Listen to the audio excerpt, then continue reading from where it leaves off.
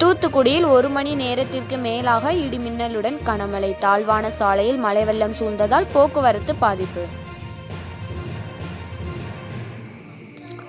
தமிழகம் முழுவதும் வடகிழக்கு பருவமழை தற்போது பெய்து வருகிறது. இந்த நிலையில் கடந்த 1 வாரமாக தூத்துக்குடி மாநகர பகுதிகளில் நல்ல வெயில் அடித்து வந்த நிலையில் இன்று இரவு சுமார் 1 மணி நேரம் தொடர்ந்து இடிமின்னலுடன் கனமழை பெய்தது.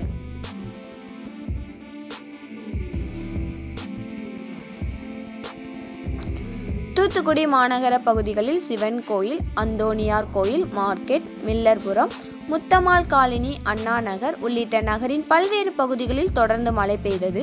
இதன் காரணமாக தூத்துக்குடி பழைய மாநகராட்சி, குரூஸ் பர்னாந்த் சிலை, VVD சிக்னல், பால விநாயகர் கோயில் தெரு, தற்காலிக பேருந்து நிலையம் உள்ளிட்ட பல்வேறு பகுதிகளின் சாலையில் மழைநீர் குளம் போல் தேங்கியது.